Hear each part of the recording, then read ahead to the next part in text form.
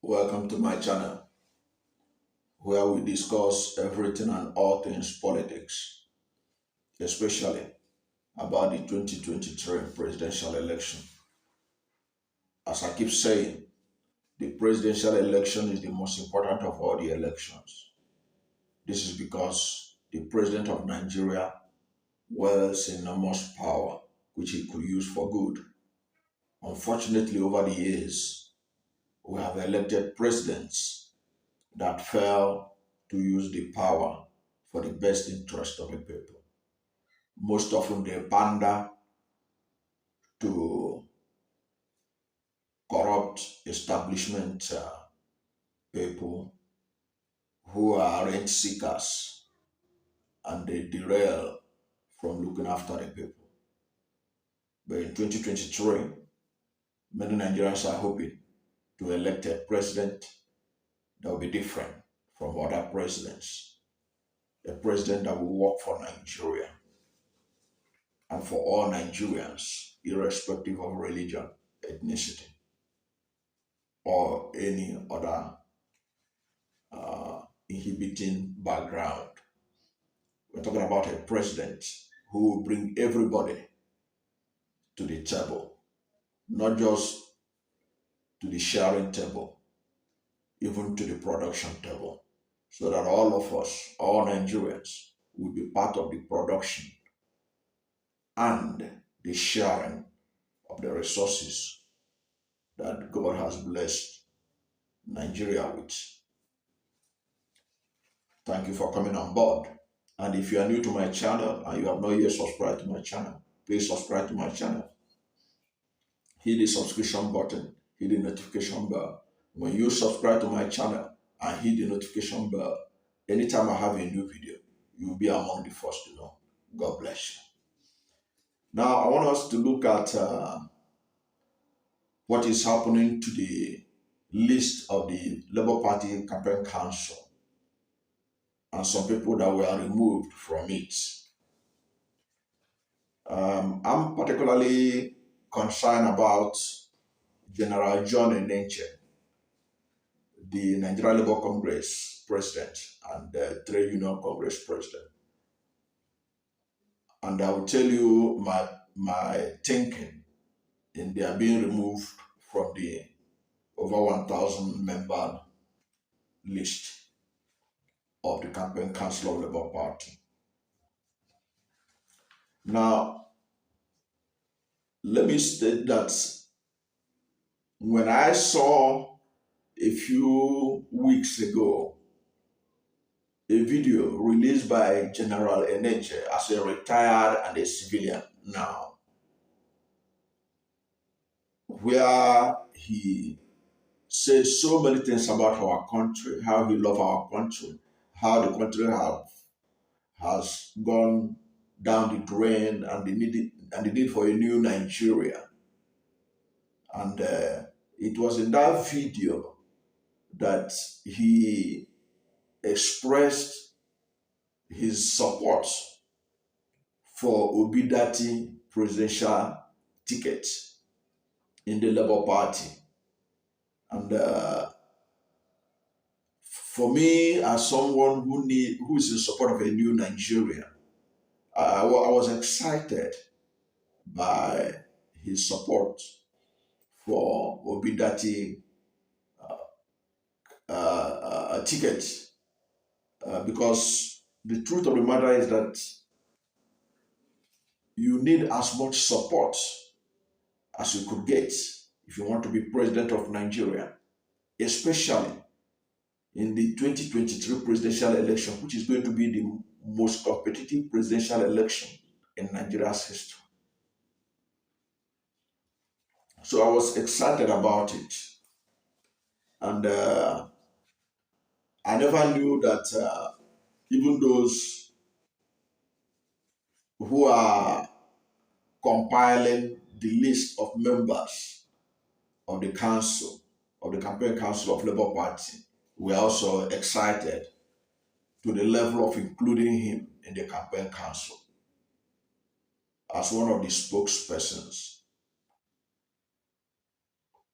Now, I I was excited about it. Those Labour Party officials that compiled the list of members of the council, obviously they were excited about it. But of course, I didn't lose sight of the fact of the role that he played in SARS problem. You know, during that October 20, 2020, 2020, yeah, we all are aware of the Lekki massacre of the INSAS protest or peaceful rally. Because when you put it protest, people think it's done out of violence. No, it was a peaceful rally by the youth of Nigeria under the hashtag INSAS. There were allegations of killing of Nigerian youths at that Lekki toll gate. And obviously, John Enenche, as a spokesperson of the military, did what he thought was right by covering up for the system. That was not right on his part. What he did was to cover up for the system. But it is also important for public officers to note, no matter how you try to cover for the system, make sure that you're on the path of the truth. Now, he has explained that what he said at that time was based on the information he had at that time. Of course, being a spokesperson for the military that is headquartered in Abuja, when the events in question took place in Lagos, he must have acted based on the information that he got at the headquarters. Of course, whatever he said that time has now been found by many Nigerians to be false. Now, do we dwell in the past or do we move forward? Of course, we cannot forget the past because the past is important in shaping the future. It is when we look at the mistakes we made in the past, we begin to marshal our strategies to make sure we don't repeat them in the future. So, Enenche, by that his action, would not have been trusted by Nigerians to be the face of Labour Party. A Labour Party that was reinvigorated by the presence of Peter Obi as their presidential candidate and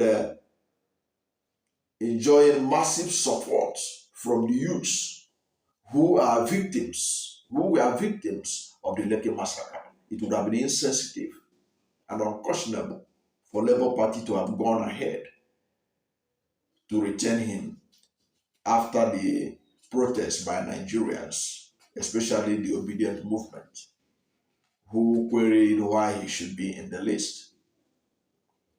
I'm saying is that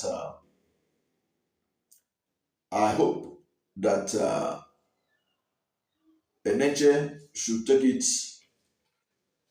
would take his removal in his stride and still support the Obi Datim campaign ticket because he made the right choice as a retired military officer to put his trust in these two tickets because these two tickets are the ticket that many Nigerians, and I dare say, based on the opinion polls available, most Nigerians are in support of this ticket. So he did the right thing. He may have made a mistake in the past, but it's obvious he has realized his mistakes Because if not so, he would not have supported Peter Obi and Dati Ahmed. He would have gone to support APC, which was the government in power when he retired and is still the government in power right now. We all know how other people have been moving into it. We know how General Burata is for the APC. There's another former chief of defense staff, I can't remember his name now. He's also in the campaign council of the APC. Okay. Enenche could have just made himself available for the APC. He shows that he's a man of principle, he's a man of character, he's a man who loved his country, a man who wanted a change for the country. I think supporters of P2B, members of the obedient movement, should extend their appreciation of his seeing the light and being in the right ticket, supporting the right ticket ahead of the 2023 presidential election. His removal should not diminish the importance of him choosing the right path, which is the right path, the path for change in Nigeria, a new Nigeria. That's what he has chosen by backing the Obi Dati ticket. So that's my take on this. Now,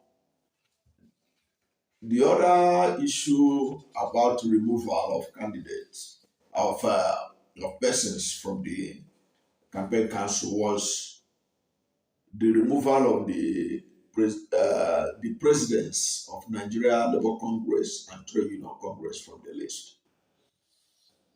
I